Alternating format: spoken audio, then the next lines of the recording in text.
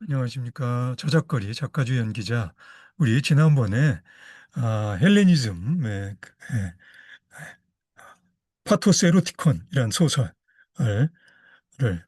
카이레아스와 칼리로의 이야기에서 칼리레아를 둘러싸고 어, 카이레아스, 디오니시오스 그리고 심지어 페르시아의 왕 아르타크세르크세스 2세까지 복잡하게 얽혀진 사정까지 이야기했었죠. 계속하겠습니다. 이러한 와중에서 드디어 칼리로의 두 남편의 갈등은 바빌론의 법정으로까지 진전합니다. 여기에서 카리토는 자신의 법정 수사학의 재능을 한껏 과시할 기회를 잡게 되고요. 이 법정 공방이 이 소설의 핵심을 이루며 동시에 이 이야기의 급전을 이룹니다. 카이레아스는 소설의 서두에 벌어진 질투 장면이래 처음으로 아주 짧은 순간 사랑하는 칼리로의 모습을 다시 보게 되고요. 페르시아의 왕 자신이 감정적으로 개입되었던 거로 재판은 한참 시간을 끌게 되는데 그러는 중에 이집트에서 반란이 일어납니다. 나흘 만에 페르시아 대군단이 출정 준비를 완료하고요. 그리고 페르시아의 관습에 따라 칼리로에는 왕비와 그 밖의 여인들과 아이들과 함께 왕을 동행해야만 했어요. 디오니시오스는 이오니아인으로 페르시아 왕의 신하였으므로 그 또한 전투에 출정하게 되고요. 한편 카이레아스는 감옥에서 탈출에 성공해서 이집트 반란군 대장의 진지로 합류하게 됩니다. 카이레아스는 800인으로 구성된 그리스 정예군의 선봉에서 용감무쌍한 전과를 올리면서 드디어 난공불락으로 유명한 페니키아의 티로스를 점령하죠. 디오니시오스도 페르시아 편에서 그에 못지않은 전과를 올리게 되는데 그 보상으로 칼리로에를 다시 차지할 수 있을 것이라 확신하고요. 그러나 사정은 그렇게 간단한 것이 아니었습니다. 미의 여신 아프로디테가 카이레아스의 불행한 운명에 그만 마음이 움직여 버린 거죠. 자신이 어처구니없는 질투로 그것도 실제로 벌어지지 않았던 하지만 다이몬이라는 장난꾸러기의 그 고약한 마법에 걸려서 어, 질투한 거잖아요. 그러니 이제 충분한 처벌을 받은 것이 아닌가. 그는 동서남북으로 숱한 고통을 겪었으니 운명의 장난은 이제 이것으로 충분하다라고 아프로디테는 생각한 거죠. 그래서 아프로디테는 페니키아의 해안에 있는 아라도스라는 섬에서 결정적인 재해 장면을 준비합니다. 칼리로에는 페르시아 왕의 배려로 그 섬에 도착하며 카이레아스 또한 자신의 용맹한 이집트 한 배를 끌고 그 섬에 닷을 내립니다. 여기에서 카리토는 독자로 하여금 무슨 일이 벌어질지 마음의 준비를 하게 하죠. 나는 이 마지막 책, 이 소설은 모두 8권으로 나뉘어져 있는데요. 이 마지막 책에서 독자들이 쾌적한 즐거움을 누릴 것이라고 확신한다. 지금까지의 그 모든 슬픈 사연이 지난 후 이제 우리는 카타르시스를 맛볼 수 있다. 더 이상 독일, 노예시장, 재판, 전투, 자살, 그리고 정당한 사랑과 합법적 결혼 없는 정복은 없다. 카리토는 이와 비슷한 방식으로 자꾸 소설 속에 등장해서 독자들에게 직접 말을 건넵니다. 역사가 크세노폰이 자주 그랬던 것처럼 지금까지 이야기를 요약해 주기도 하고요. 앞으로 벌어질 일에 대한 대해 은근히 운을 띄워주기도 하고요. 아니면 인간행위 전반에 걸친 자신의 견해를 피력하기도 합니다. 그는 소설에 등장하는 인물들의 머리 위에서 모든 것을 다 알고 있는 전지전능한 자가 되어 일방적으로 독자에게 자기가 하고 싶은 말을 하고 있죠. 카리톤이 암시한 행복한 만남은 극적인 타이밍과 충만한 감정으로 묘사됩니다. 카에레아스는 포로로 붙잡힌 이방인에게 다가갑니다. 누구인지 모르면서 말이죠. 그는 문지방을 넘어 옷으로 몸을 가리고 누워있는 여인에게로 다가갔다. 벌써 그녀의 숨소리와 몸의 굴곡을 통해 무엇인가를 느낀 그는 흥분하고 긴장하기 시작했다. 만일 그가 디오니시오스 또한 그녀를 돌려받지 못했다는 사실을 알았더라면 자기 앞의 여인이 누구인지에 대해 한결 더 확신할 수 있었을 것이다. 조용히 다가간 그는 입을 열었다. 마음을 놓으셔 여인이요. 당신이 누구라 한들 우리는 당신을 괴롭히지는 않을 것이오. 당신은 당신이 원하는 그 누구라도 취할 수 있어. 카에레아스가 이런 말을 하는 중에 칼리로에는 벌써 그 말을 하는 이가 누구인지를 알아챘다. 그녀는 가리고 있던 얼굴을 드러냈다. 그리고 둘은 동시에 소리쳤다. 카에레아스, 칼리로에. 그들은 서로 얼싸안고 그만 기절해 버렸다. 카에레아스의 충직한 친구인 폴리카르모스의 고함 소리에 그 둘은 다시 정신을 차립니다. 카리톤의 이야기를 다시 들어볼까요? 깊은 운물 속에라도 빠진 것처럼 카에레아스와 칼리로에는 아득히 들려오는 폴리카르모스의 목소리를 들었다.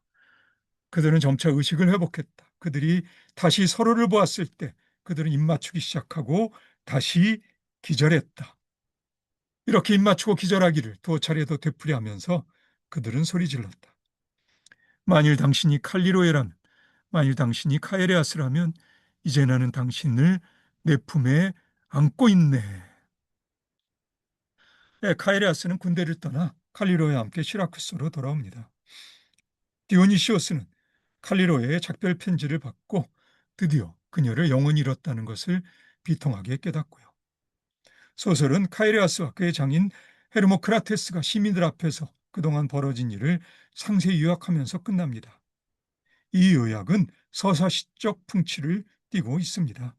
이런 수법은 그 중요성이 좀 덜하긴 해도 그 외 소설들에서도 볼 수 있고요. 카리톤 소설의 가장 중요한 특징을 세 마디로 요약하자면 그것은 심리학, 수사학, 그리고 역사학이 될 것입니다. 여기서 심리학이라면 인간의 내면 묘사에 대한 카리톤의 관심입니다. 카리톤은 자주 외적인 사건들을 단 몇 줄의 문장으로 처리하곤 하는 반면에 등장인물의 내면에서 벌어지는 사건들, 그러니까 슬픔, 즐거운, 희망, 절망, 역경 속에서의 의지 등에는 세심한 주의를 아끼지 않습니다. 이러한 묘사에서 일관되게 흐르는 것은 그것이 그리스인이든 야만이든 노예든 왕이든 카리톤이 보이는 인간에 대한 강한 연민의 감정입니다. 이런 이유로 일부 학자들이 카리톤의 소설의 기본 색깔을 현대 여성 잡지 소설을 연상시키는 감상적 소시민성과 결부시키는 것도 그렇게 크게 무리는 아니라고 봅니다.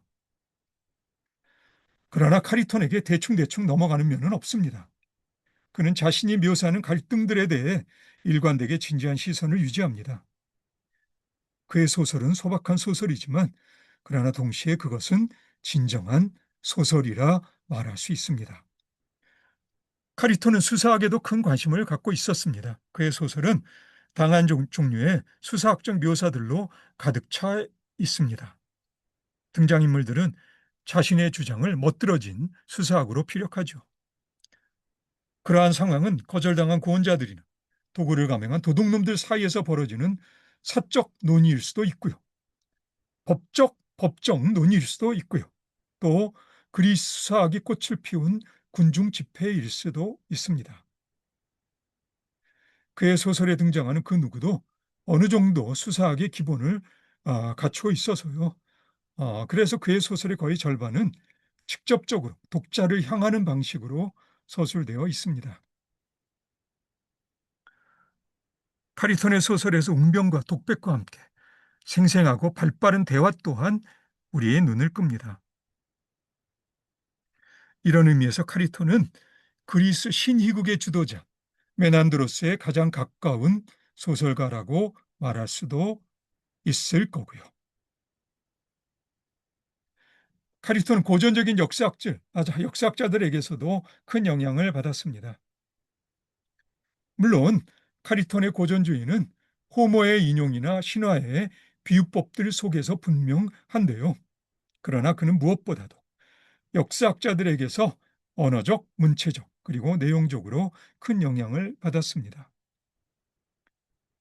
그것은 마치 카리톤이 문학으로서 소설의 정당성을 역사학적 틀이나 역사소설의 형식과 소설의 그것과 유사성을 통해서 확보하려는 것처럼 보입니다.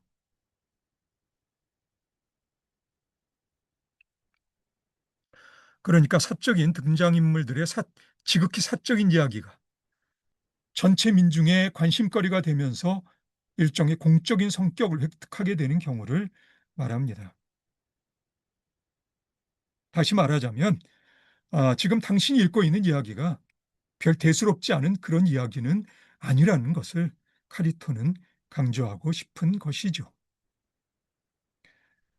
시라쿠사의 민중들이 그리스 전성기의 어느 한 시기에 긴장감으로 숨을 죽이고 행복한 결말에 환호했던 그 이야기에 이제 우리도 동참한다는 기분으로 카리토는 독자를 유도한다는 그런 이야기입니다. 그런데 우리가 조금 더 주의 깊게 들어가면 소설 속의 역사적 사실들이 그렇게 정확한 것은 아니라는 사실을 알 수 있습니다. 헤르모크라테스는 기원전 407년 시가전의 와중에서 죽었는데요. 기원전 407년이면 아직 펠로폰네소스 전쟁이 끝나기 전으로서 소설이 상정하고 있는 그리스 전역의 평화로운 시기가 될 수가 없습니다. 그리고 소설 속에 등장하는 페르시아의 왕 아르타크세르크세스는 기원전 404년부터 359년까지 통치하였으므로 헤르모크라테스와 동시대일 수는 없겠고요. 이러한 시대착오는 소설 속에서 중요한 역할을 하는 이집트의 반란에도 해당될 것입니다.